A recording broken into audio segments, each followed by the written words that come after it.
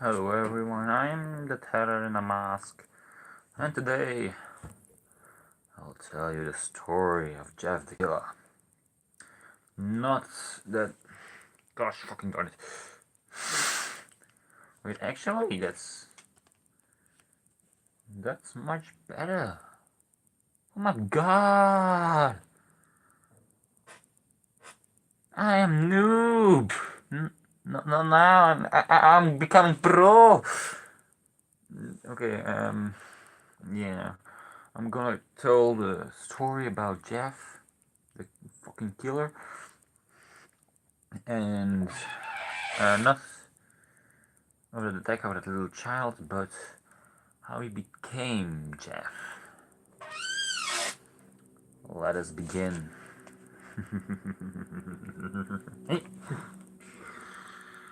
Okay, so Jeff and his family just moved into a new neighborhood.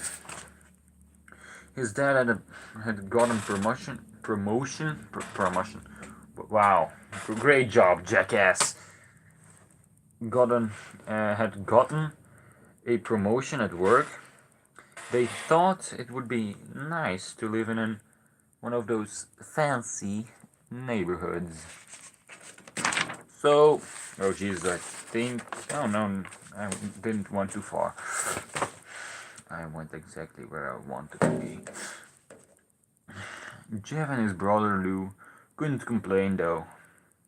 A new, better house. What wasn't there to love? As they were getting unpacked, one of their neighbors came by. "Hello," she said. "I'm Barbara. I live across the street from you." "Well, I just wanted to introduce myself and introduce my son." She turned around and called over her son. "Billy, these are our new neighbors. These are our new neighbors." Say that 10 times after each other, but fast.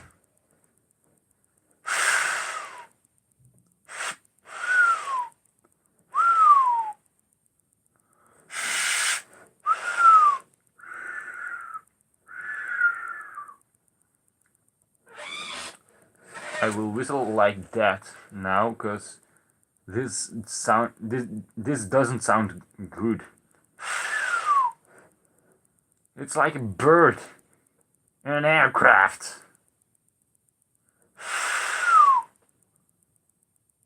That doesn't sound right. Okay, so she turns around and calls over our son. "Billy, these are our new neighbors." Billy said hi and ran back to play in his yard. "Well," said Jeff's mom, "I'm Margaret, and this is my husband Peter. And these are my new sons." New sons? What? Fuck. "These are my two sons, Jeff and Lou." They each introduced themselves, and then Barbara invited them to her son's birthday. Jeff and his brother were about to object when their mother said that they would love to. When Jeff and his family are done packing, Jeff went up to his mom. "Mom, why would you invite us to some kid's party?" "If you haven't noticed, I'm not some dumb kid. Sorry, my paper just drifted off." Jeff said his mom or mother, "What the hell you want? We just moved here. We should show that we want to spend more time with our neighbors. Now we're going to that party. And that's final." Jeff started to talk, but stopped himself, knowing that he couldn't do anything. Whenever his mom said something was final, it was final. He walked up to his room and plopped down on his bed. He sat there, looking at the ceiling. What the fuck? You can't speak English anymore, what? What the fuck? Get out of here! I will take it over now. He was looking at the ceiling when he got a weird feeling. Not much a pain, but a weird feeling. He dismissed it as a random feeling. He heard his mother call him down to get his stuff, and he walked down to get it. Next day, Jeff walked downstairs to get breakfast, and he got ready for school. As he sat there, eating his breakfast, he once again got that feeling. This time it was stronger. It gave him a slight tugging pain. Sorry. But he once again dismissed it. As he and Lou finished breakfast, they walked down to the bus stop. They sat there, waiting for the bus. And then, all of a sudden, some kid on a skateboard jumped over them. 1 inch away of their laps. No, above their laps, sorry. Again. And you said I can't speak English? Get the fuck out of here! No! Fuck off! They both jumped up in surprise. Hey, what the hell, man? What the fuck? Didn't you see that we're sitting here? You motherfucking retard! The kid landed and turned back to them. He kicked his skateboard up and caught it with his hands. The kid seems about 12 years, 1 year younger than Jeff. He wears a random shirt and ripped blue jeans. Well.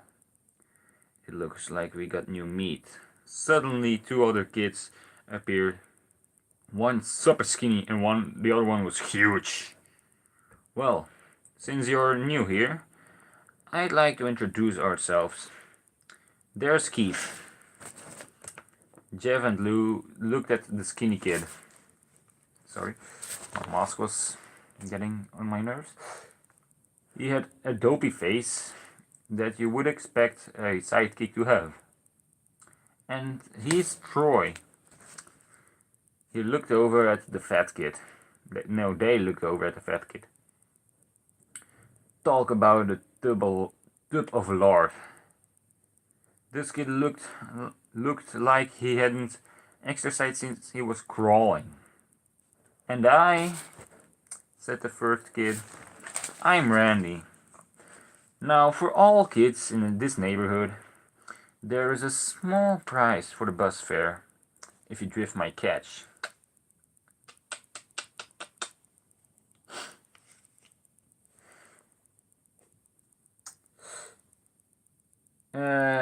Catch my drift, sorry.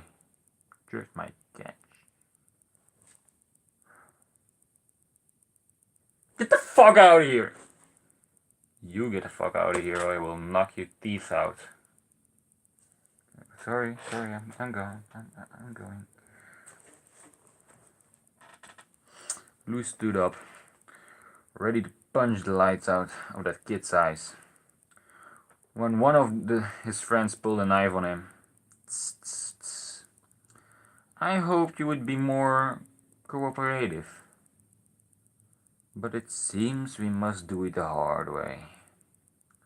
The kid walked up to Lou and took his wallet out of his pocket. Jeff got that feeling again. Now it was truly strong. A burning sensation. He stood up, but Lou suggested him to sit down again. But Jeff ignored him and walked up to the kid.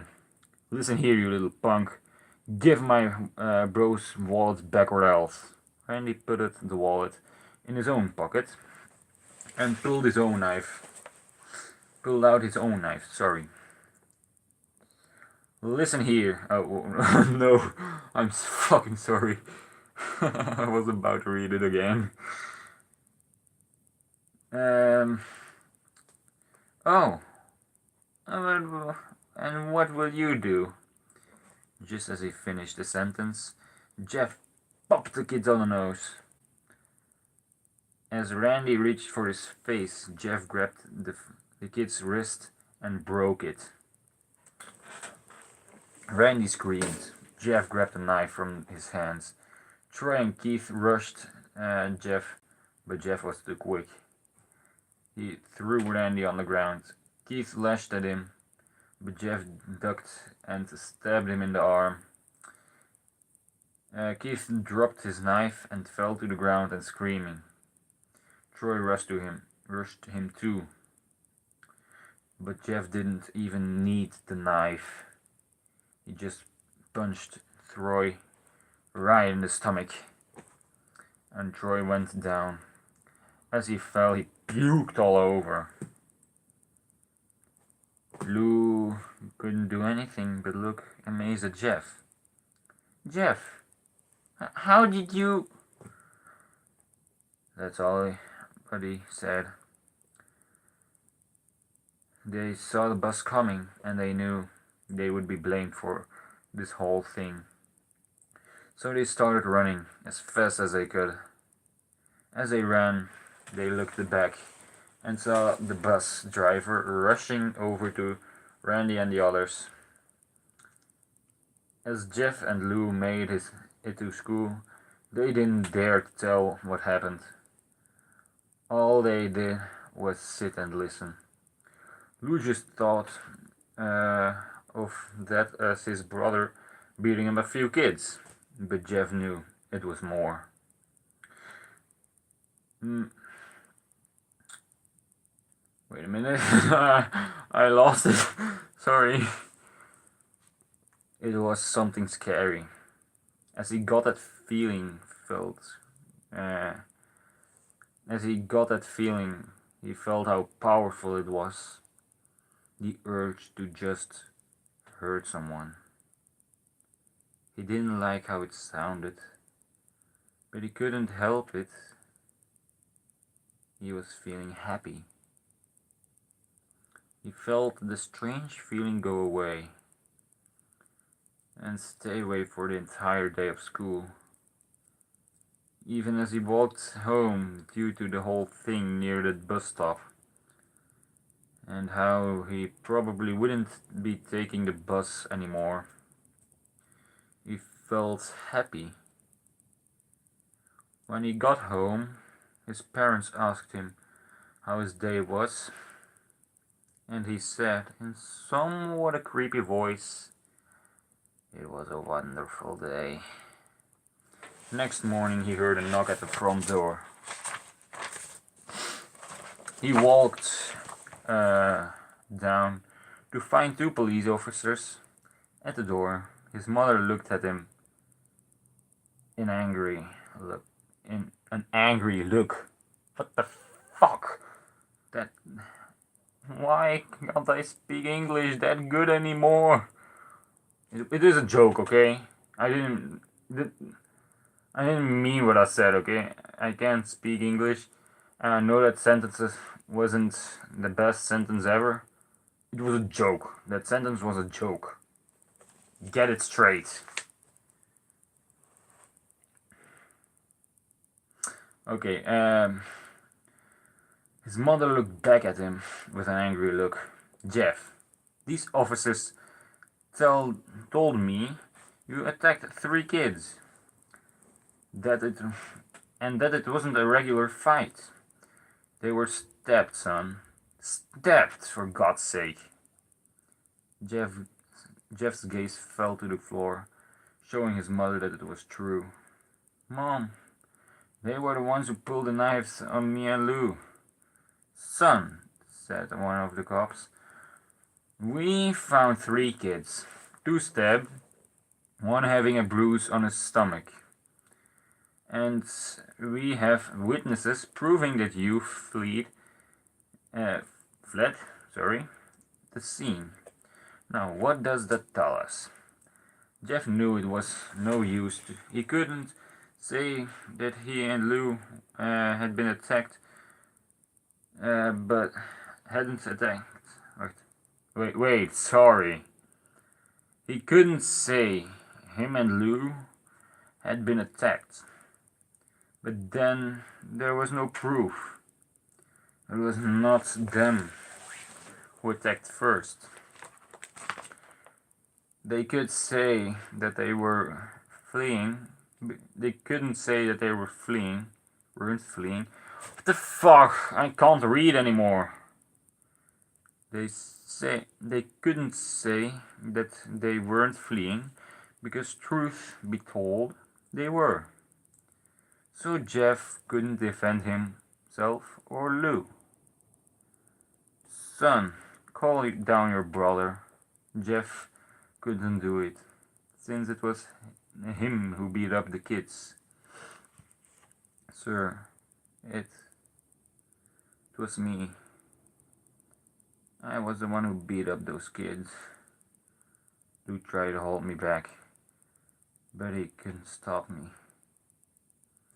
The cop looked at his partner and they both nod. Both nod. What the fuck? Well, kid, looks like a year in juvie. Wait, says Lou. They all looked up to see him holding a knife. The officers pulled their guns and locked them on Lou. It was me. I beat up those little punks. Have the marks to prove it. That is it a sentence? Isn't it? I have the marks to prove it. Why? Look. Wait. Have the marks to prove it.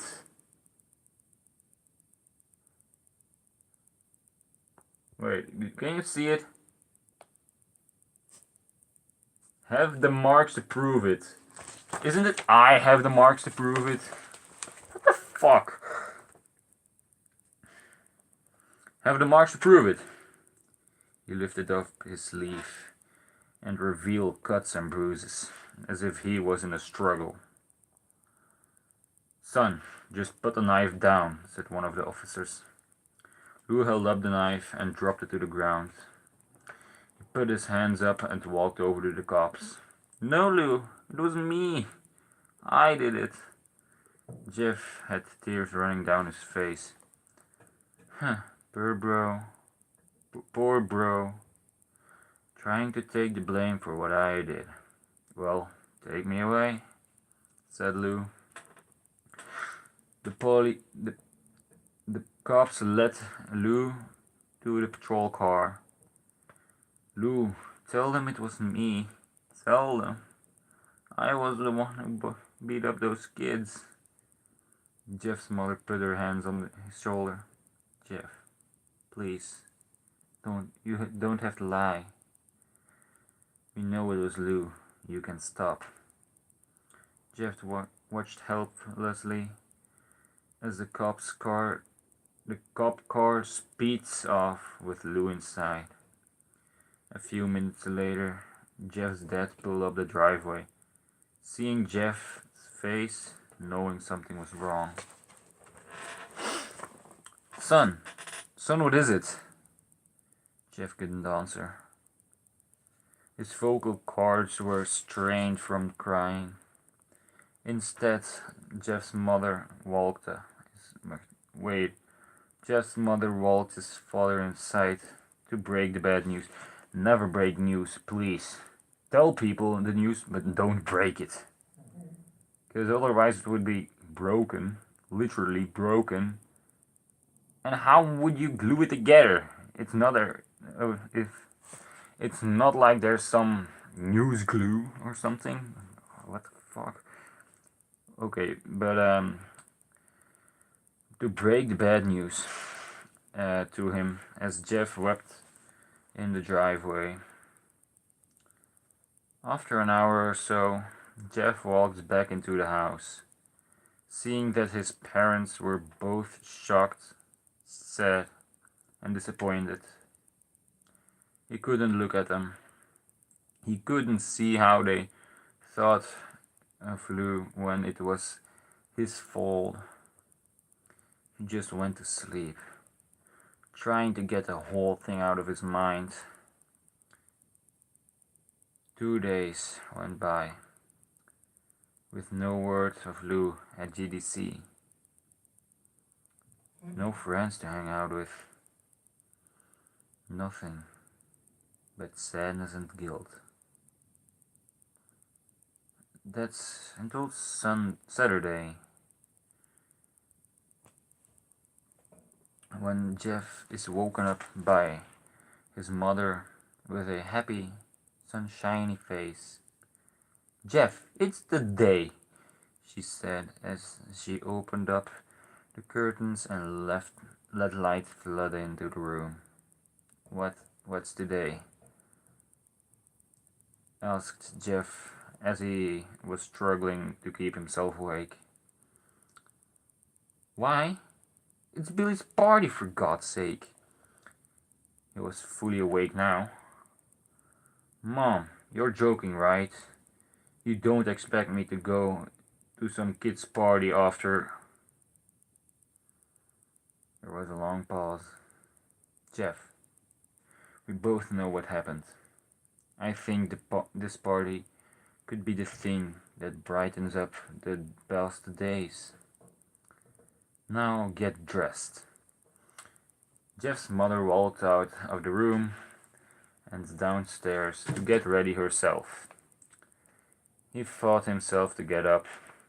He picked up some random shirt, a pair of jeans, and walked downstairs. He saw his mother after and his father all dressed up. His mother is in a dress and his father in a suit. He thought why they would ever wear such a fancy clothes to a kid's party. "Son, is that all you're going to wear?" said his mother.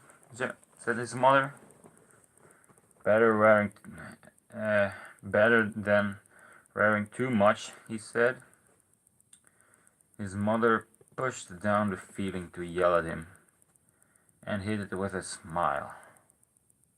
"Now, Jeff, we may be overdressed, but this is how you go when you want to make an impression," said his father. Jeff grunted and went back up to his room. I don't have anything fancy clothes.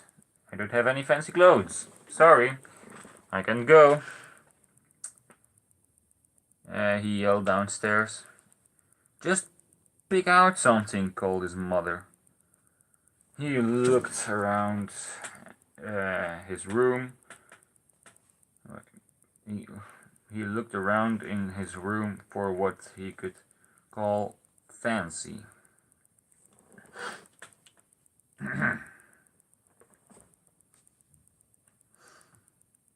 He found a pair of black jeans.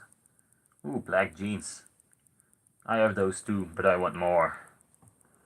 They're pretty. Pretty jeans. If you catch my drift. Now I got it right. Now I do. What the fuck's wrong with me? What the fuck?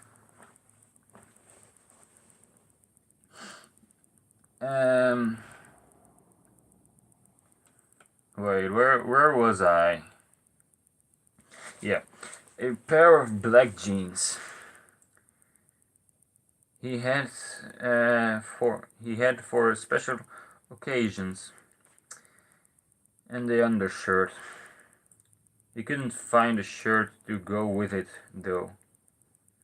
He looked around and found only a stripped and patterned shirt, none of which go with the black jeans.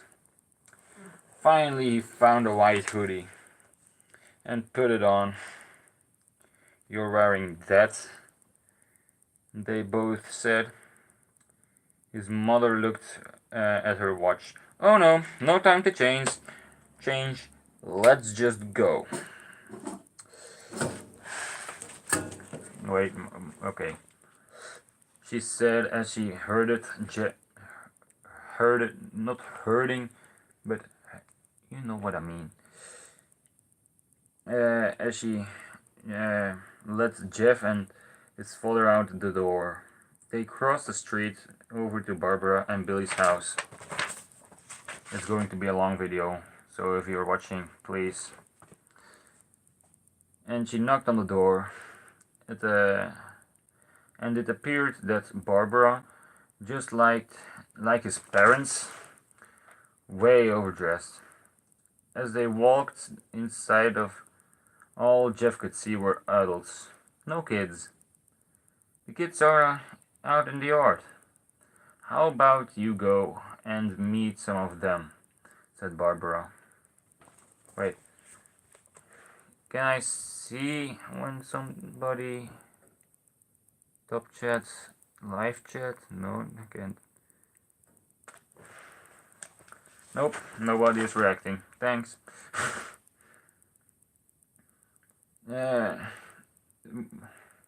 How about you go and meet some of them, said Barbara.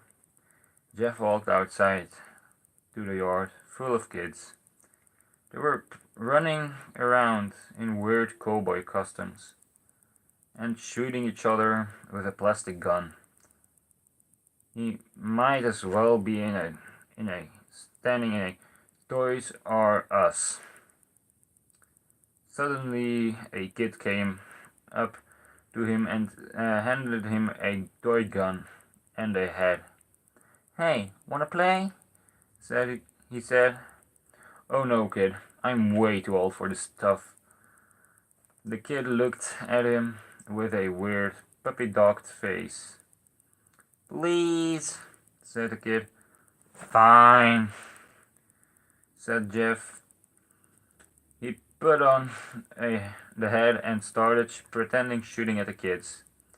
He first thought it was totally ridiculous, but then he started to actually have fun. It might not have been super cool, but it was the first time he had done something that took his mind off Lou. So he played with the kids for a while until he heard a noise. A weird rolling noise. Then it hit him. Randy, Troy, and Keith all jumped over the fence on their skateboards. Jeff dropped the fake gun and ripped off the head. Randy looked at Jeff with a burning hatred. "Hello, Jeff, is it?" he said. We have some unfinished business. Jeff saw his bruised nose. "I think we're even. I beat up the crap out of you, and you got my brother sent to GDC." Randy got an angry look in his eyes. "Oh no, I don't go for even. I go for the winning. You may have kicked our asses that one day, but not today." As he said that, Randy rushed at Jeff. They both fell to the ground. Randy punched Jeff in the nose, and Jeff grabbed him by the ears and gave him a headbutt at him. Jeff pushed Randy off of him, and both rose to their feet. Kids were screaming, and parents were running out of the house. Troy and Keith both pulled guns out of their pockets. "Please, they're kids! How did they get guns?" Fuck! But okay, they both pulled guns out of their pockets. "No one interrupts or guts will fly," they said. Randy pulled out a knife on Jeff and stabbed into his shoulder. Jeff screamed and fell to his knees. Randy started kicking him in the face. Of the 3 kicks, Jeff grabbed his foot and twisted it, causing Randy to fall to the ground. Jeff stood up and walked towards the back door. Troy grabbed him. Need some help? He kicked Jeff up. He picked Jeff up by the collar of his collar and throws him through the glass door. As Jeff tries to stand up, he's kicked down to the ground. Randy repeatedly starts kicking Jeff until he coughs up blood. Come on, Jeff, fight me! He picks up Jeff and throws him into the kitchen. Randy sees a bottle of vodka on the counter and smashes the glass over Jeff's head. Fight! He throws Jeff into the living room. Come on, Jeff, look at me. Jeff glances up, his face riddled with blood. I was the one who got your brother sent to GDC. And now you're gonna sit here and let him rot there for a whole year? You should be ashamed. Jeff started to get up. Oh, finally! You stand up and fight. Jeff is now on his feet. Blood and vodka is on his face. Once again he gets that strange feeling. The one which he hasn't felt for a while. Finally he stands, says Randy as he runs at Jeff. That's when it happens. Something inside Jeff snapped.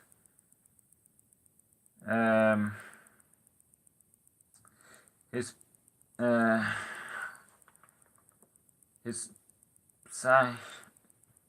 size, something like that, is destroyed. All rational thinking is gone. All he can do is kill. He grabbed Randy and pile drives him to the ground. He gets on top of him and pushes him straight and punches him straight in the heart. The punch causes Randy's heart to stop. Pardon me, I burped again. As Randy gasps for breath, Jeff hammers down on him. Punch after punch, blood gushes out of Randy's body until he takes one of his final breaths and dies. Everyone is looking at Jeff now. The parents, the crying childs, even Troy and Keith. Although they easily break out from their gaze and point their guns at Jeff. Jeff sees the guns and trained on him and runs for the stairs. As he runs, Troy and Keith let out fire on him, each shot missing. Jeff runs up to the stairs. He heard Troy and Keith follow him up behind. As they let out their final rounds of bullets, Jeff ducked into the bathroom. He grabs a towel rack and rips it off the wall. Troy and Keith races in, and knives ready. Troy swings his knife at Jeff, who backs away and bangs the towel rack into Troy's face. Troy goes down hard, and now there's left is Keith. He's more agile than Troy, though. He's more agile than Troy, though. Where am I?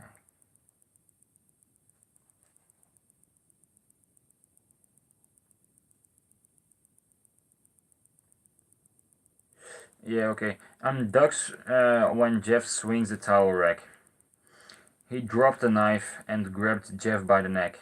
He pushes him into the wall. A thing of bleach, a bottle. That thing is called a bottle. A bottle of bleach fell down on top of them. From the top shelf, it burned both of them, and they both started to scream. Jeff wiped his eyes out as best as he could. He pulled back the towel rack and swung it straight into Keith's head. As he lay there, bleeding to death, he let out an evil laugh. "What's so funny?" asked Jeff. Keith pulled out the lighter and switched it on. "What's funny," he said, is that you're covered in bleach and alcohol." Jeff's eyes widened as Keith threw the lighter at him. As soon as the flames made contact with him, the flames ignited the alcohol in the vodka. While the alcohol burned him, the bleach bleached his skin. Of course! Bleaches, of course! What the fuck? Bleaches his skin. Jeff let out a terrible screech as he caught on fire. He tried to roll out of fire, but it was no use. The alcohol had made of him a walking inferno. He ran down the hall and fell downstairs. Everybody started to scream as they saw Jeff, now a man on fire. "This man is on fire!" Dropped to the ground, nearly dead. The last thing Jeff saw was his mother and other parents trying to extinguish the flames. That's when he passed out. When Jeff woke up, he had a cast wrapped around his face. He couldn't see anything, but he felt a cast on his shoulder and stitches all over his body. He tried to stand up, but he realized that there was some tube in his arm. And when he tried to get up, it fell out. A nurse rushed in. "I don't think you can get up out of bed just yet," she said. As she put him back in bed, and reinserted the tube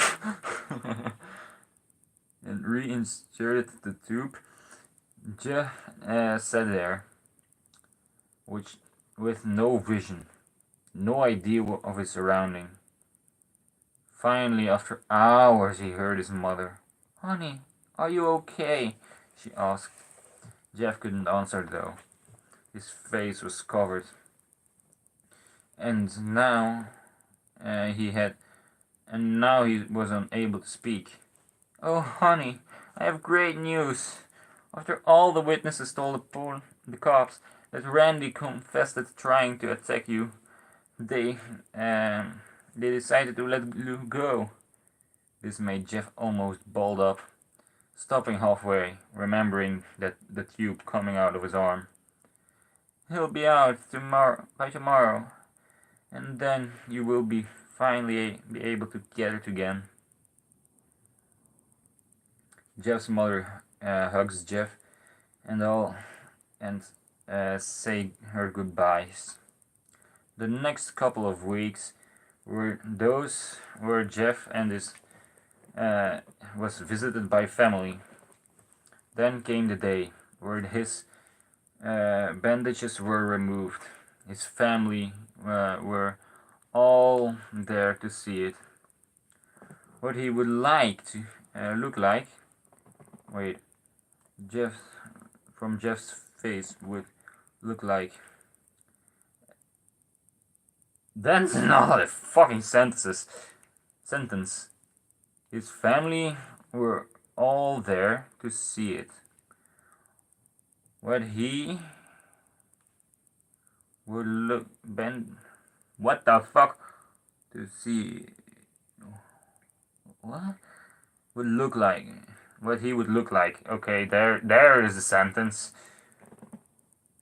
As the doctor unwrapped the bandages from Jeff's face, everyone was on their edge of their seats. They weren't. They waited, and the last bandage holding the cover over his face was almost removed. "Let's hope for the best," said the doctor. He quickly pulled the cloth, letting the rest fall off Jeff's face. Jeff's mother screams at the sight of his face. Lou and Jeff's dad stare up. Oh, was struck at his face. What the fuck is struck? Jeff's mother screamed. Oh wait, what? What? What happened to my face? What happened to my beautiful face? Ugh. Jeff said. He rushed out of bed and ran to the bathroom. He looked into the mirror and saw the cause of the distress.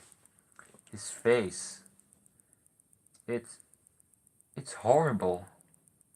His lips were burnt to deep shades of red. His face turned into a pure white color, and his hair signed from brown to black. He slowly puts his hands on his face and had a sort of leathery feel to it. He looked back at his family, then at the mirror. "Jeff," said Lou, "it's not that bad." "Not that bad?" said Jeff. "It's perfect." His family were super confused. Jeff started to laugh uncontrollably. His parents noticed that his left eye and hand were twitching. Jeff, you okay, bro?" "Okay. I've never felt more okay. I've never felt more happy." "Look at me. This face goes perfectly with me." He couldn't stop laughing. He stroked his face, feeling. "Maria Pere. Hey, hi. How are you? I'm telling a story over here. Are you liking it? Do you like it? I hope you like it.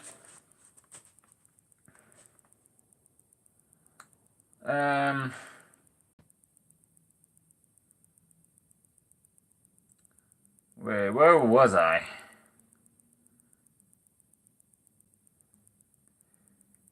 This face goes. Hello. How are you? Are you great? Are you doing great, bro? I hope you're doing great. I'm doing great. I'm telling a little kid story. Time to go to sleep. You get it? Because Jeff the Killer says, should I be scared of my face? No, it's just so you can't see my identity, and no, you shouldn't be scared of this story actually. So it's just for fun, okay?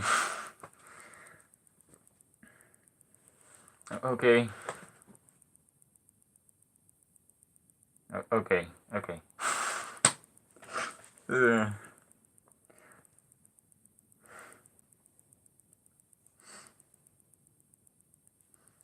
Where was I? Same to you, buddy. Same to you. Where was I? He couldn't stop laughing. He stroked his face feeling it, looking at him into the mirror. What caused this? Well, you may recall that Jeff was. Where's Jeff? Jeff is now in the hospital. His bandages are just removed, and he's laughing in the mirror and twitching his left hand, and you know, that crazy stuff. You may recall that Jeff was fighting with. Alright. Jeff was fighting with Randy. Something in his mind his sanity. His sanity. Okay, snapped. Now all is left is a crazy killing machine. No one else. No one else. Just you watching. No, just you and me. How are you? I hope you're doing actually great. Okay. I actually hope you're doing okay, because it's fun. This is a fun story. When I'm sad, and then I go to YouTube, not my own videos, but I go listen to other videos of creepypastas and horror videos, and it actually makes me happy. Or calling with my girlfriend. That makes me happy too. But when I'm in a struggle with her, it's best for me to listen to the creepypastas. You know.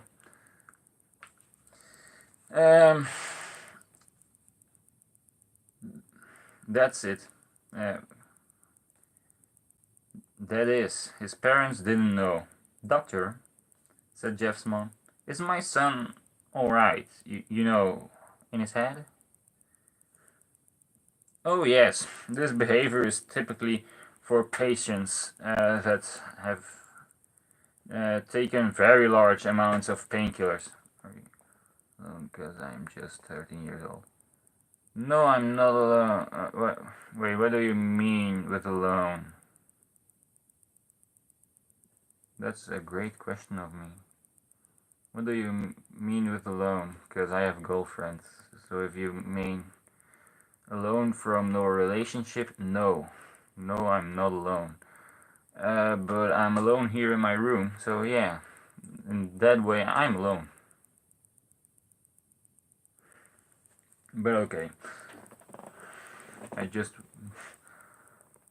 I was just bored, eh? Nah, sometimes I'm bored too. But yeah, it's actually fun. I can talk to you. I will do my live stream just for you. When the story ends, I will be making the rest of the video just for you. I'm talking to you then. Is that okay? Is that okay? No, I don't bother you, do I? I hope not.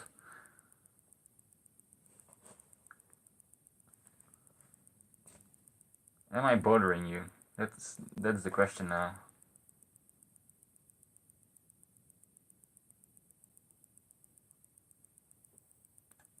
Wait. You should play a game or something. Huh. I play games. I play Sniper 3D Assassin. Next week there will be Five Nights at Freddy's and Granny. But I play on my phone, so there's not much of a good game. Pardon me. Burped thrice on my channel now. I'm doing great. Yeah, there are no good games actually on the phone. Sorry. I will, I hope to get a computer for Christmas or New Year, so I can play Jurassic World Evolution or something like that. You know, the good games, the funny games. But okay, where am I? This behavior is typical for patients that have taken. Alright, how old are you? I'm 16 years old. And you are 13. You just said in the comments, so I know that for a reason. I'm not stalking you or something like that.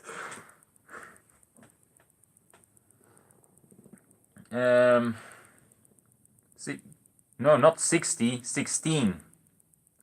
A 1 and a 6. Just like 15, but a year older. Not 60. Otherwise I would be old right now and sitting here with a beard on a with my beard in my hand saying, all of you, fuck off, get out of my property.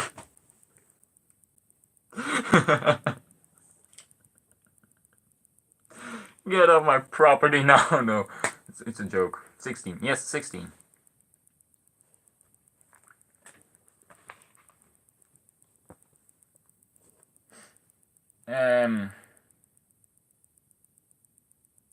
Painkillers. If his behavior doesn't change in a few weeks, bring him back here and we'll give him a psychological test. Wow, that was a difficult word for me. I don't speak English all day,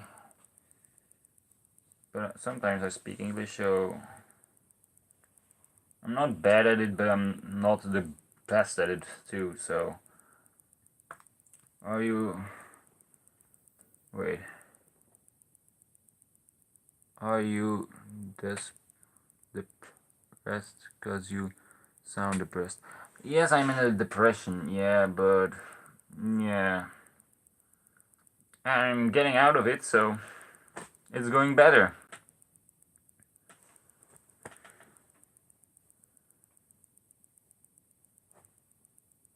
Wait, how? Do I really sound depressed? What?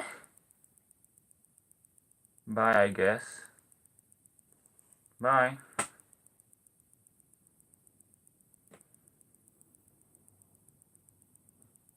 Hope you liked it.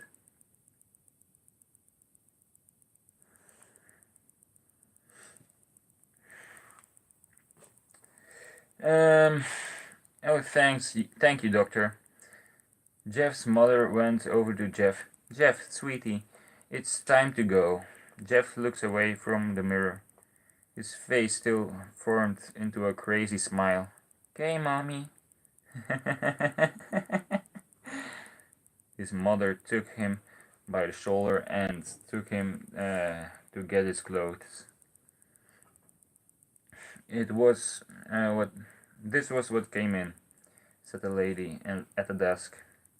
Jeff's mother looked down to see a pair of black jeans and a white hoodie that her son wore. You know what I mean.